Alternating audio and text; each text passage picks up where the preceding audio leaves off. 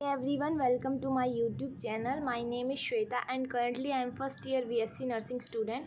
तो आज की वीडियो में हम करने वाले हैं नर्सिंग एप्टीट्यूड के कुछ इंपॉर्टेंट क्वेश्चंस जो कि आपके एंट्रेंस एग्ज़ाम के लिए इंपॉर्टेंट हो सकते हैं। तो मैं पहले ही 3 वीडियोज़ में ऑलरेडी कुछ क्वेश्चंस कवर कर चुकी हूँ, तो वो वीडियोज़ आप मेरे चैनल पे BSc नर्सिंग एप्टीट्यूड नाम से प्लेलिस्ट है, उसमें चेक कर सकते हैं। इंपॉर्टेंट क्वेश्चन है और उसमें से एक वीडियो में मैंने उत्तराखंड के PYQ जो नर्सिंग एप्टीट्यूड के क्वेश्चंस थे वो करवाए हैं, तो वो भी इम्पॉर्टेंट है। अब आज हम करेंगे BMW के क्वेश्चंस यानी कि बायोमेडिकल वेस्ट मैनेजमेंट, और इससे भी क्वेश्चंस आते हैं। तो चलिए शुरू करते हैं। तो सबसे पहले वो आपको क्वेश्चंस कैसे देंगे, तो जैसे कि आपसे पूछ लेंगे कि रेड डस्टबिन का क्या यूज़ है और रेड डस्टबिन को हम कहाँ पे यूज़ करते हैं। तो चलिए पढ़ते हैं। तो it includes the infectious waste. तो जो रेड डस्टबिन होता है इसमें हम कैसा वेस्ट डालते हैं, जो इन्फेक्शियस वेस्ट होता है। It includes the plastic waste, मतलब इन्फेक्शियस तो है ही, और वो कैसा है, वो प्लास्टिक का बना हुआ है। It has the bio hazard symbol, और इस पर एक सिंबल होता है जो कि बायो हज़ार्ड का होता है। ये देखिए, ये जो आपको सिंबल दिख रहा है इसमें एक्चुअली क्लियर सिंबल दिख रहा है, ये this symbol is bio hazard symbol. तो ये यहाँ पे भी बना होता है जो रेड डस्टबिन होता है। एंड नेक्स्ट इज इसमें क्या क्या डालते हैं, तो catheters like urinary catheters, endotracheal tubes. Urinary catheters क्या होते हैं, जिनको हम हिंदी में पेशाब नली भी बोलते हैं। तो जो पेशेंट्स मतलब कि खुद से उठ के जा नहीं सकते वॉशरूम तक, या फिर जो ज़्यादा दिनों के लिए बेड रेस्टेड हैं या जिनकी कोई सर्जरी हुई है, उनमें जो कैथेटर्स यूज़ किए जाते हैं वो कहाँ हम डिस्कार्ड करते हैं, रेड बिन में। उसके अलावा एंडोट्रैकियल ट्यूब यानी कि जो ट्यूब हमारे ट्रैकिया में इंसर्ट की जाती हैं, वो ट्यूब सेंट्रल लाइंस, जब किसी की वेंस नहीं मिलती हैं हाथों में कैनुला लगाने के लिए, तो उनको यहाँ पे सेंट्रल लाइन यानी कि गर्दन के पास जो जुगुलर वेन होती है उसमें इंसर्ट किया जाता है। नेक्स्ट है आर्टीरियल लाइंस, जो आर्टरी लाइन होती हैं। इन्फ्यूज़न सेट हो गया, प्लास्टिक बोतल हो गई, ग्लव्स हो गई, सिरिंजेस हो गए। तो ये सारी चीज़ें हम किस में डिस्कार्ड करते हैं, ये सब हम रेड बिन में डिस्कार्ड करते हैं।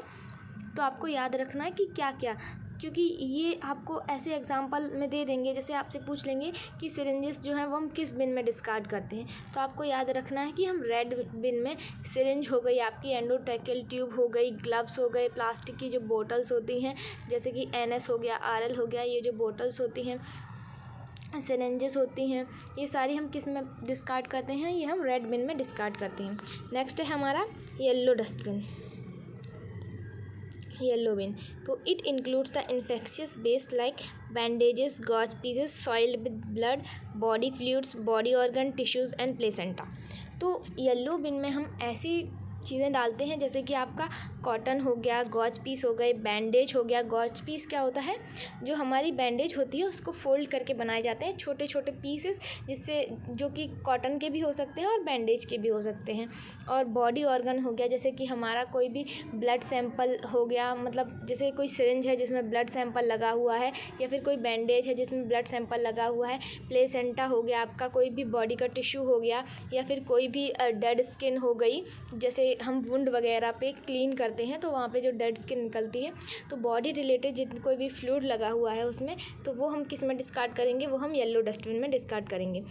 ये इसमें इतना ही आता है, मतलब जितने भी हमारे बॉडी से रिलेटेड जो भी फ्लूइड, अगर उसमें कोई फ्लूइड लगा हुआ है, बॉडी टिश्यू है, या फिर गॉज पीस, बैंडेज, कोई भी इन्फेक्शियस चीज़ है जो जिसमें हमारा कोई भी बॉडी फ्लूइड लगा हुआ है, जैसे कि ब्लड हो गया, प्लाज्मा हो गया, सीरम हो गया, ये सारी चीज़ें लगी हुई हैं, तो उसको हम कहाँ पे डिस्कार्ड करेंगे, येलो बिन में।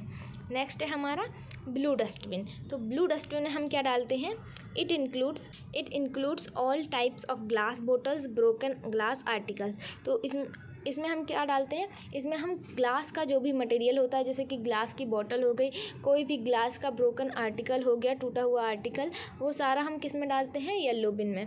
और commonly treatment facility is recycling. तो हम केवल ग्लास का ही इसमें क्यों डालते हैं, ताकि हमें बाद में इसको सेपरेट ना करना पड़े, और जहाँ पे भी हम इस डस्टबिन को ले जाते हैं वहाँ रिसाइकलिंग में ईजी हो हमें, जिससे हमें बार बार जो है कूड़े को छांटना ना पड़े, इसलिए हमने पर्टिकुलरली अलग अलग डस्टबिन बनाए होते हैं। नेक्स्ट है हमारा जनरल डस्टबिन, या फिर ये जो ब्लैक कलर का डस्टबिन होता है। It includes the general waste, food like waste, medicine, wrappers, ETC। तो जो हमारा ब्लैक कलर का डस्टबिन होता है उसमें हम क्या डालते हैं, जो भी हमारा जनरल वेस्ट होता है, जैसे कि हॉस्पिटल में पेशेंट्स ने खाना खाया तो उनके फूड का जो वेस्ट है, मेडिसिन है, उसका कोई रैपर है, तो वो हम किस में डालेंगे, ब्लैक डस्टबिन में। नेक्स्ट है हमारा पंचर प्रूफ कंटेनर। ये एक वाइट कलर का प्लास्टिक का कंटेनर होता है जिसमें आपको ये ऊपर साइड से ये जो दिख रहा है वाइट वाइट, यहाँ पे एक छेद होता है जिसमें हम क्या करते हैं, जो भी हमारे शार्प आर्टिकल्स होते हैं वो हम इसमें डालते हैं। चलिए पढ़ते हैं। Sharp container are made up of thick plastic. It has opening at the top from where sharp needles can be put into it. Sharp containers are prepared in a way the person should not be exposed to the sharp that is already inside. It should be emptied when it gets filled 1/3. It includes the needles and glass syringes. Method of disposal is sharp pit.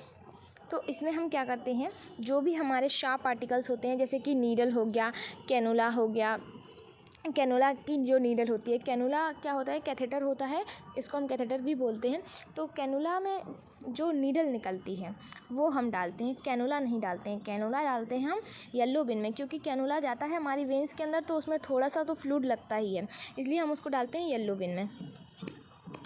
और इसको डालने का method क्या है, जहाँ से जो sharp as होता है उस साइड से हम डालते हैं। और जो कंटेनर है, अगर 1/3 हमारा भर गया है, कंटेनर फिल्ड हो चुका है 1/3, तो हम इसको खाली कर देंगे। तो ये था आज के लिए, इतना ही है बस। नेक्स्ट वीडियो में हम कवर करेंगे कुछ और इम्पॉर्टेंट क्वेश्चंस। अगर आपको वीडियो समझ में आ रही है तो वीडियो को लाइक कर देना, चैनल पर नए हो तो सब्सक्राइब भी कर लो। और हाँ, चैनल पे प्लेलिस्ट है बीएससी नर्सिंग एप्टीट्यूड नाम से, तो आप लोग वो पहले चेक कर लीजिए। और अगर बीएससी नर्सिंग से रिलेटेड आपको कोई और इन्फॉर्मेशन चाहिए तो उसके लिए भी प्लेलिस्ट है, आप लोग वो चेक कर लीजिए। बार बार एक ही क्वेश्चन मत पूछिए कि दीदी आप कहाँ से हो, कैसे करें बीएससी नर्सिंग, कौन सी बुक लें, सब कुछ बता चुकी हूँ। तो प्लीज़ पहले आप वीडियो देखिए, उसके बाद अगर आपको कुछ डाउट है तो पूछ लीजिए। Thank you.